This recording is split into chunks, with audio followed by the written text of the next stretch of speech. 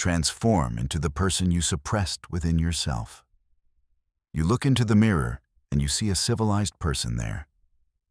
This is your first and most fatal mistake. You see a set of social masks, ethical norms, and learned helplessness, which you mistakenly call a personality. To me, you are a biological object in a state of systemic failure. Your kindness is merely an absence of teeth. Your politeness is a fear of escalating conflict. In a world where resources are limited and hierarchy is inevitable, you have voluntarily castrated your will to power, hoping that predators will appreciate your diet. They will not appreciate it. They will use your predictability to reprocess your time, emotions, and status into their own capital. I am not here to encourage you. I am here to dissect the mechanisms of your suppression. We shall extract that monster, whom you have locked in the basement of your psyche. Wash him of shame and give him the tools of dominance. Either you will become the one you fear, or you will continue to serve the interests of those who are not afraid to embrace their darkness. Welcome to a reality where it is not the kind who survives, but the adapted. If you recognized yourself or your past reactions in the described patterns or behaviors of the characters, place a plus sign in the comments. This is not a sign of weakness, but the first signal that your brain has begun the process of deconstructing old habits. Chapter 1. The Erosion of Identity and the Architecture of Silence, 1. Phase, the encounter. The office on the 42nd floor, made of glass and polished steel, seemed like a sterile morgue. Julian Vance sat opposite his chief executive officer, Arthur Sterling. The silence had already lasted for 37 seconds. In the world of high strategy, such a pause is not an absence of sound.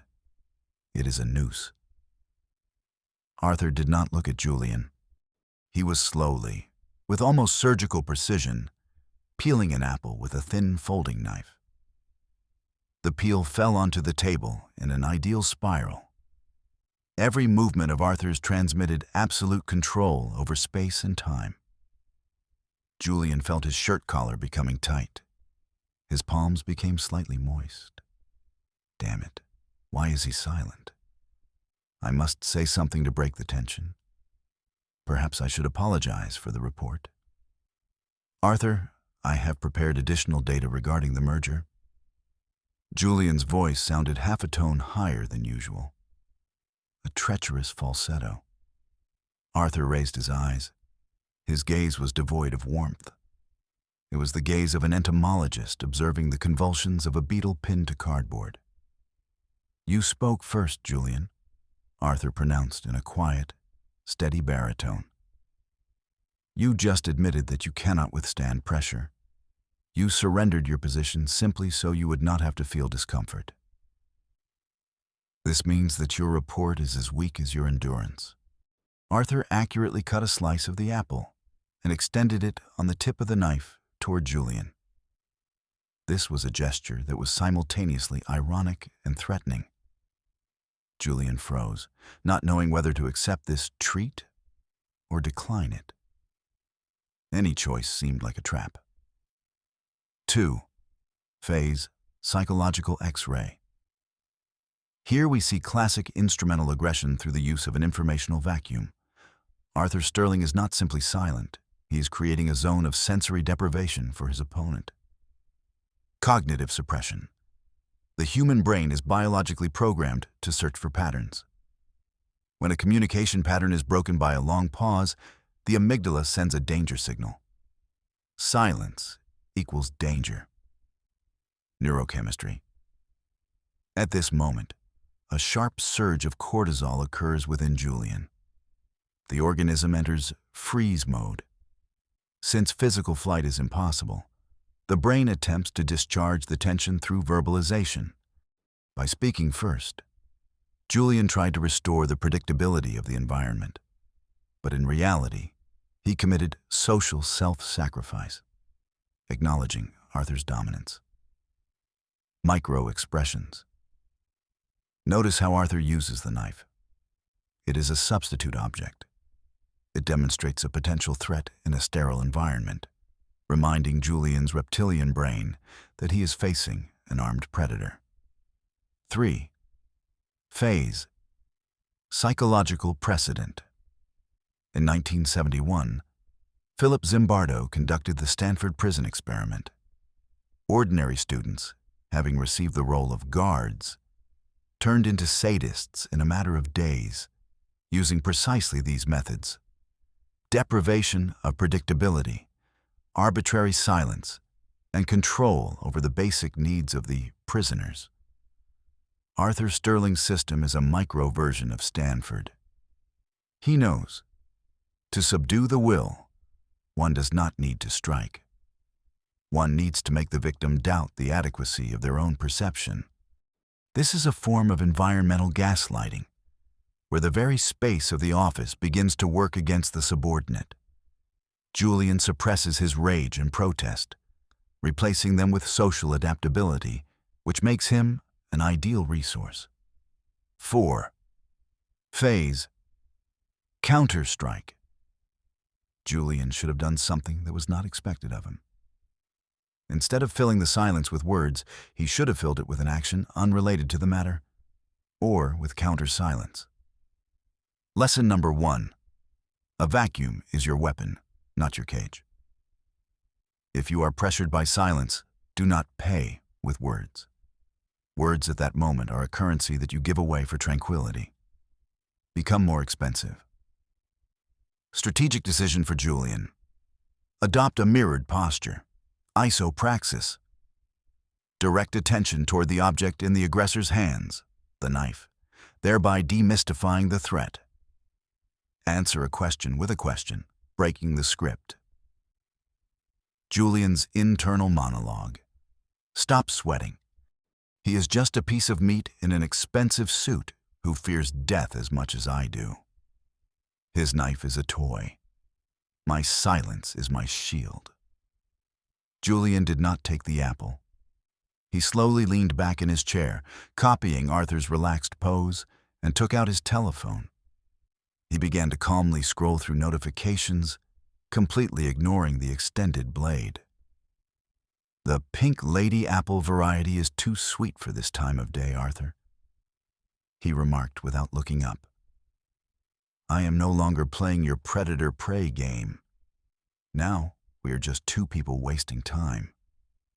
5. Phase. Sensory immersion. The office smelled of ozone from the air conditioner and expensive antiseptic.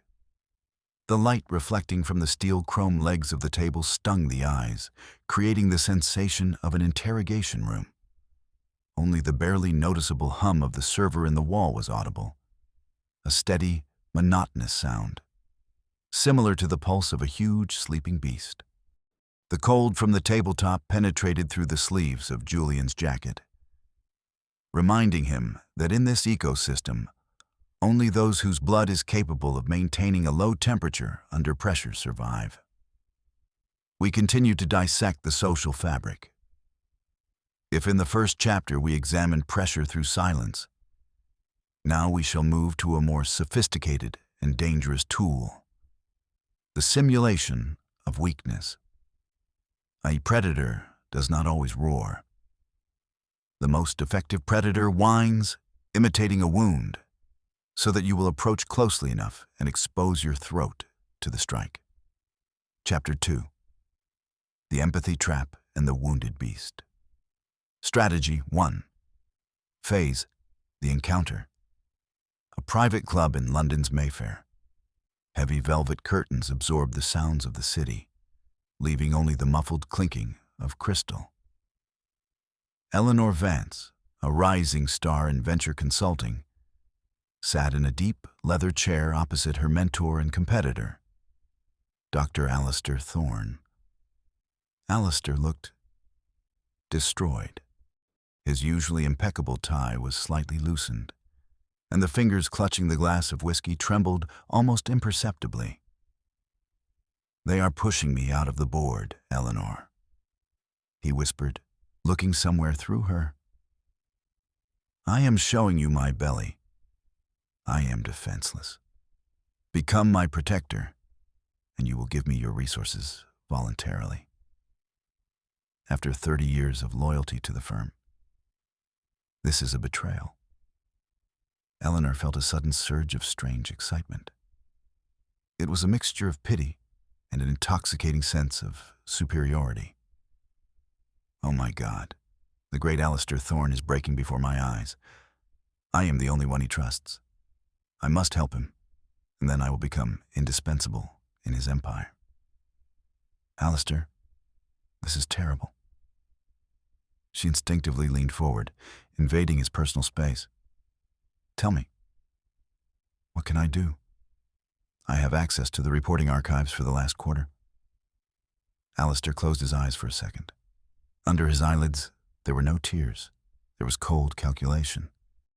The fish has swallowed the bait. Now she herself will offer me the compromising material that I will use to frame her and emerge unscathed. You are too kind to an old man, Eleanor. His voice trembled with an ideal note of false humility. But this is a risk to your career. I cannot ask you for this. Ask. Insist. Prove your devotion to me through self-destruction. 2. Phase, psychological X-ray. We are looking at the white knight trap, mechanism of attack, utilizing your empathy as a biological lever. When we see a suffering leader, our brain generates oxytocin, forcing us to feel the need to provide care. This is an attack on your rescuer instinct. Neurochemistry. At the moment of rescuing a weak object, you receive a dopamine reward. You feel powerful and important. Alistair sells you the feeling of your own significance in exchange for real information and loyalty. Cognitive bias. The reverse halo effect. If a person seems vulnerable, we automatically attribute sincerity to them. This is a fatal mistake. Vulnerability is a tool, not a state of soul. 3. Phase, psychological precedent. Let us turn to the concept of the dark triad: narcissism, Machiavellianism, psychopathy. Research by psychologist Delroy Polhus shows that Machiavellians masterfully use the tactic of self-presentation through vulnerability. Remember the experiments of Robert Cialdini regarding the principle of reciprocity. When someone reveals their secret pain to us, we feel social pressure to reveal ourselves in return or to provide a service. Alistair is investing in his false weakness to obtain your real assets. This is psychological arbitrage. 4. Phase, counter-strike. Eleanor should have separated the emotion from the transaction. In the world of the will to power, pity is a tax on stupidity. Lesson number 2. Never rescue someone who has fallen until you understand whether they jumped on purpose.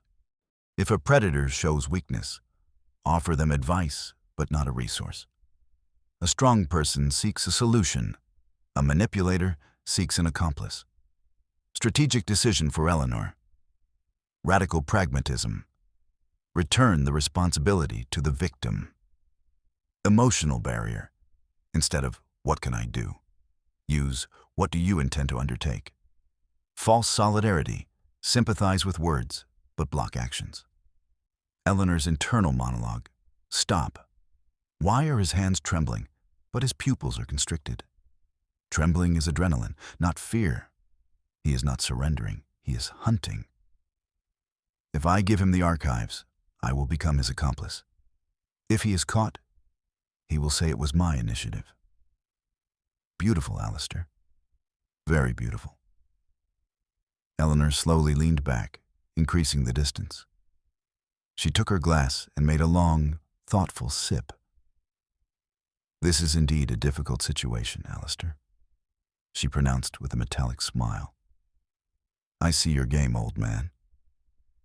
I am certain that with your experience, you will find a way out. I would suggest the contacts of labor dispute lawyers to you, but the archives, that is too petty for your scale. Let us rather finish the whiskey. Alistair instantly stopped trembling. His gaze became sharp and dry. The mask was removed as it was no longer necessary. Smart girl, you just saved your career, but you have acquired an enemy.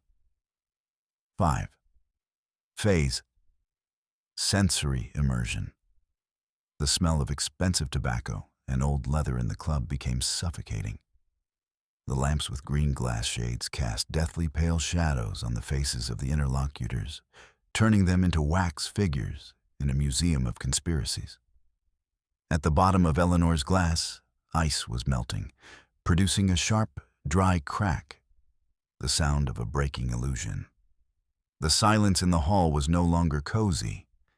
It pulsed with the realization that behind every polite nod here, there hides a naked blade. We move into the red zone of mental engineering. If in the previous chapters you learned to recognize pressure, now we shall analyze the process of the complete dismantling of another person's self. Welcome to the mechanics of destroying reality. This is not just a lie. It is the rewriting of the victim's neural connections so that they begin to trust your words more than their own eyes. In ethology, this is akin to parasitic control, when one species forces another to perform actions leading to its own demise. Chapter 3. The Architecture of Madness and Semantic Collapse 1. Phase. The Encounter. The snow-white conference hall of the company Nexus Tech. Minimum furniture, maximum open space, which paradoxically evoked agoraphobia. Marcus Thorne, the chief architect of strategy, stood by the panoramic window, looking down at the city. Opposite him sat Sarah Miller, the lead analyst. She was on the edge. Before her lay a report that she had edited 3 times. Marcus, here is the data on the protocol security. I rechecked them, as you requested. The error was in your original code. Sarah's voice trembled from fatigue, but a spark of logic still flickered in it. Marcus slowly turned around. There was no anger on his face. There was a deep, almost paternal sadness. He sighed, and that sound struck Sarah's nerves harder than a scream. Sarah.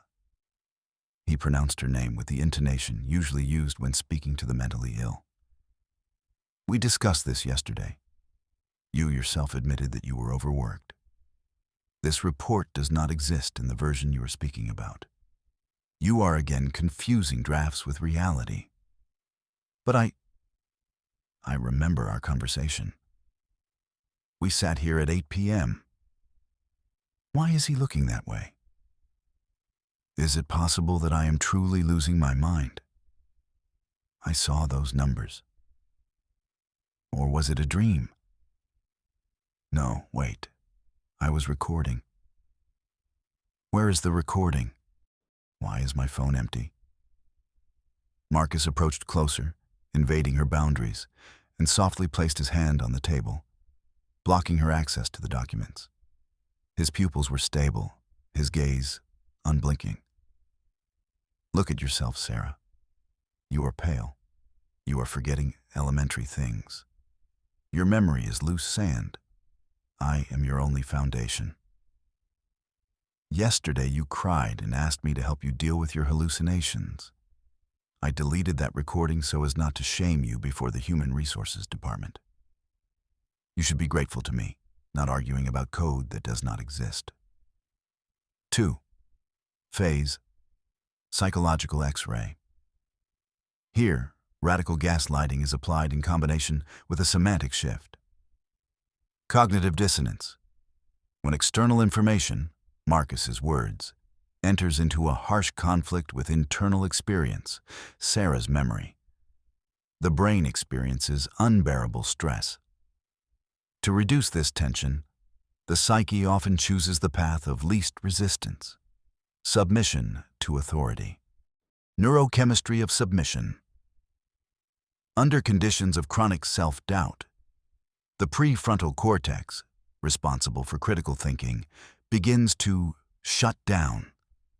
Power is seized by the hippocampus, which, under the influence of high cortisol levels, begins to distort memories. Marcus is literally rewriting files in her biological storage. Reactive abuse. He provokes her into an emotional outburst so that he can later use this outburst as proof of her instability. You are screaming, therefore you are wrong. This is a classic logical trap of a social predator. 3. Phase. Psychological precedent. Let us recall the experiments of Solomon Asch on conformity. When a group of Confederates claimed that a short line was longer than a long one, the subject agreed with the obvious lie in 37% of cases, simply so as not to go against the group. In the case of Marcus Thorne, he creates a group of one person, using his status and authority. He exploits the biological need of a human for social verification of reality. If the leader says the sky is green and you are insane, your brain will begin to search for green shades in the blue to avoid ostracism or conflict with the strong subject. 4. Phase. Counter-strike. Sarah should have realized that truth is not a subject of negotiation. In the world of predators, objectivity is a luxury that must be protected with weapons in hand. Lesson number 3. Your perception is your sovereign territory. Never allow another person to interpret your feelings or memory. If someone says, "It only seemed that way to you," they are committing an act of aggression comparable to a physical blow. Strategic decision for Sarah. External fixation. Use of independent witnesses. Cloud storage, encrypted logs, physical notebooks that the aggressor does not know about. Emotional sterilization. Stop making excuses. The phrase, "I know what I know," must become a mental mantra. Radical break. It is impossible to negotiate with a gaslighter. Their goal is not the truth, but your capitulation. Sarah's internal monologue, deep breath. My heart is beating in my throat, but I will not let him see it. His voice sounds soft, but it is poison. He says he deleted the recording? That means the recording existed. He confirmed the existence of a fact while trying to deny it. Caught him. He is not God. He is just a manipulator who fears my code. Sarah slowly removed her hands from the table. She did not cry. She did not argue. She simply looked directly into his pupils. Marcus, your concern for my health would be touching if it were not so predictable. I will not discuss my condition. We shall discuss the code at the board of directors meeting tomorrow. And the recording.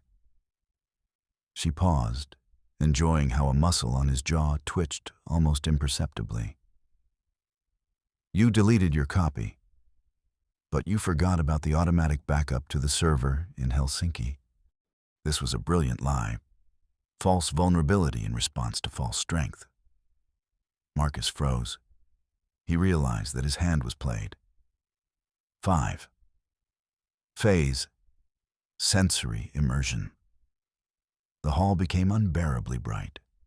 The white light of the lamps reflected from the glossy floor, creating the illusion that they were standing on ice that was about to crack. It smelled of ozone and burnt plastic. Somewhere in the depths of the building, a server was overheating. Silence was now on Sarah's side.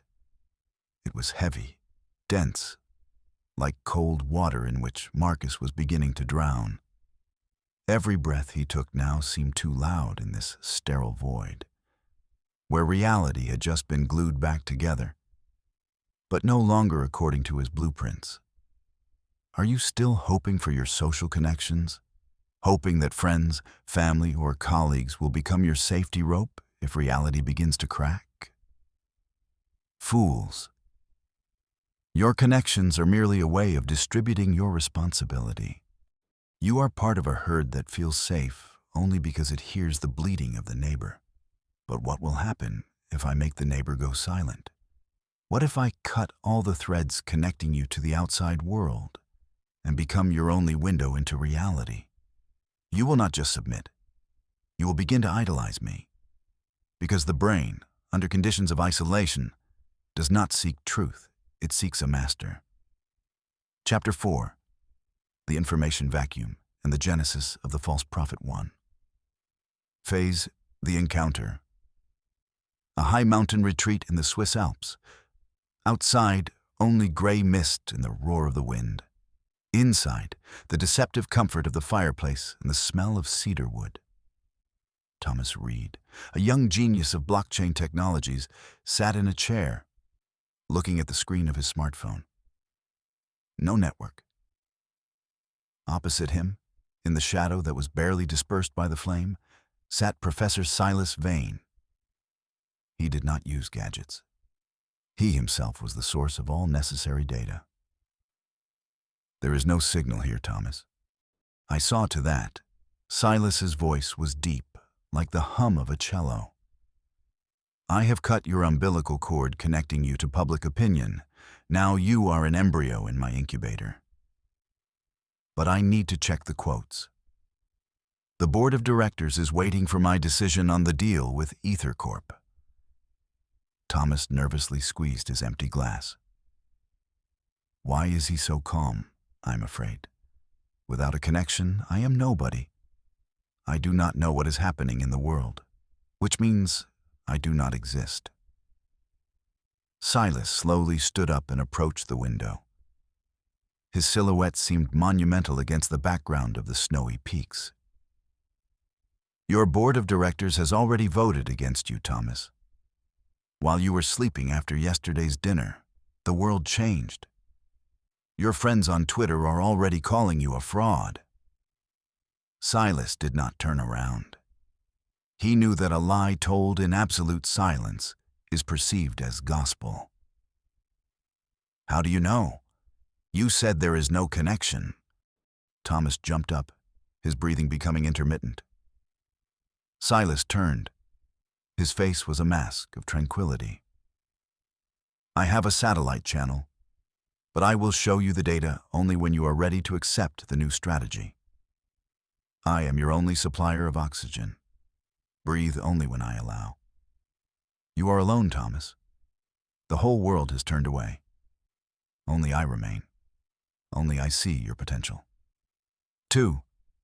Phase: Psychological X-ray. Here we see the realization of the information deprivation strategy in combination with Nietzsche's concept of the will to power.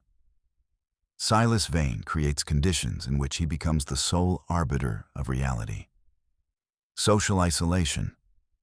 The human being is a profoundly social creature. Our self-esteem is 90% based on feedback from those around us, Charles Cooley's theory of the looking-glass self. By removing the mirrors, Silas forces Thomas to look at the world through his eyes. Primary dominance effect. Under conditions of stress and the absence of alternative information sources, the brain shuts down critical filters. Any information from a strong subject is perceived as the ultimate truth. Neurochemistry. Thomas has adrenaline spiking from the fear of losing status. At the same time, when Silas offers protection, a short-term release of oxytocin occurs. A classic addictive loop is formed. The aggressor creates a problem and offers the solution himself, becoming a savior in the eyes of the victim. 3. Phase: Psychological Precedent. Let us turn to the research of Donald Hebb in the field of sensory and social deprivation. Subjects placed in isolation for just a few days began to experience hallucinations and became extremely suggestible. Their critical thinking degraded to the level of a child. It is also appropriate to recall Leon Festinger's theory of cognitive dissonance. If a person finds themselves in a situation where their beliefs, I am a successful leader, contradict information from outside, everyone hates me, and they cannot verify the facts, they will accept the interpretation offered by the most authoritative person in the room to soothe the mental pain. Silas uses this mechanism to destroy Thomas's old personality and assemble a submissive instrument in its place. 4. Phase counterstrike. Thomas should have understood the absence of information is also information. An informational vacuum is always created artificially for subsequent filling with the necessary gas. Lesson number 4. He who controls access to data controls your fate. Never accept critically important information from a single source, especially if that source is your benefactor. Strategic decision for Thomas. Channel verification. If one has a satellite channel, it may be available to another. Silas's strength lies in his monopoly. Destroy the monopoly, and the god becomes mortal. Emotional stoicism. Accept the worst-case scenario. Let them hate me. It does not change the digits in my code. As soon as you stop fearing social death, the manipulation of the vacuum loses its meaning. Radical doubt. If you are told that the whole world is against you, ask yourself, who benefits from me thinking this right now? Thomas's internal monologue. He's lying. He's trying too hard to emphasize my loneliness. If I were truly nobody, he would not spend time on this theater in the mountains. He needs my signature, my access. His satellite channel is a bluff, or a lever. I will find this transmitter while he is sleeping. Thomas slowly sat back in the chair, his face smoothed out. So I am a fraud. He smiled almost imperceptibly. Well then, Professor, being a villain in a world of idiots is even honorable. Tell me more about your new strategy. Show me your cards, old man. I will wait until you relax, considering me your property. 5. Phase. Sensory immersion. It began to grow cold in the room. The logs in the fireplace had burned down, turning into gray ash. Outside, the darkness became absolute, erasing the boundary between sky and earth. The air was over-dried, with a barely perceptible metallic aftertaste. This is how ozone smells before a strong storm or a noise generator working in the basement. Every rustle outside the windows seemed like the step of a pursuer. The silence in this house was not an absence of sound, but a physical mass that pressed on the eardrums, forcing one to hear their own pulse, fast, uneven, frightened. Morality is a crutch for the cripples of the spirit. It is a cunning inversion of values created by the weak to limit the strong. You call it conscience. But from the perspective of evolutionary biology, it is merely a mechanism of social inhibition, preventing intra-species aggression where it could be useful for a leader, but dangerous for the collective survival of the herd. To make the leap, you must amputate the organ of compassion within yourself, not because you are evil, but because in the higher mathematics of power, compassion is a variable that always leads to the zeroing of the result. We approach the final of the transformation, the moment when you stop asking permission from your culture and begin to dictate your terms to it. Chapter 5. Radical Pragmatism and the Aesthetics of Destruction 1. Phase, the Encounter. A glass pavilion on the roof of a penthouse. The dawn flooded the city with cold, lemon light. Julian Vance, the same man who, in the first chapter, sweated under his boss's gaze, now stood at the head of the table. Before him sat his old mentor, Professor Elias Harrison, a man who once taught him business ethics and social responsibility. On the table lay documents, the signing of which meant the liquidation of Harrison's charitable foundation and the absorption of its assets by Vance's structures. Julian, you cannot do this. Elias's voice was full of sincere horror. I appeal to your humanity. I remind you of your duty. I am trying to awaken in you that weak boy you once were. This money goes toward the treatment of children. This is your legacy, your reputation. Julian looked at his teacher, and there was not even a shadow of recognition in his gaze. He felt only slight irritation, as if from an annoying insect. Reputation is a currency that I have already exchanged for liquidity, Elias, Julian pronounced. His voice was devoid of intonations. It sounded like a report from a neural network. Your legacy is simply an inefficient distribution of resources. Children are an abstraction. Assets are reality. You have become a monster, the professor whispered. Where is your soul? Julian slowly leaned toward him. The gray sky was reflected in his eyes. I am not a monster. I am you, stripped of illusions. I am the will that no longer needs justifications. The soul is a poetic name for your inability to make tough decisions, Julian replied, pushing the pen toward his mentor. Sign, or I will destroy not only the foundation, but also your family through the lawsuits that I have already prepared. This is not revenge, Elias. This is simply the optimization of space. 2. Phase. Psychological X-ray. Here we observe the final stage of de-identification with the moral object. Mechanism of moral disengagement. Julian uses the technique of advantageous comparison and dehumanization of consequences. For him, children are numbers, and the mentor's suffering is noise in the communication channel. He has completely disconnected the empathic response in the ventromedial prefrontal cortex. Neurochemistry of dominance. Julian's testosterone level is at its peak, which suppresses oxytocin activity. In this state, the brain perceives any act of compassion as a threat to status. His monster is now fully integrated. He does not suppress rage. He uses it as cold fuel for logic. Will to power. According to Nietzsche, Julian has moved from slave morality, based on fear and sympathy, to master morality. He himself establishes what is good, that which strengthens him, and what is bad, that which makes him weak. 3. Phase. Psychological precedent.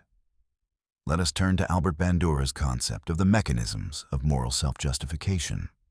Bandura proved that even good people can commit monstrous acts if they use the correct cognitive filters. Euphemisms, calling a collapse optimization, displacement of responsibility. These are the laws of the market, not me.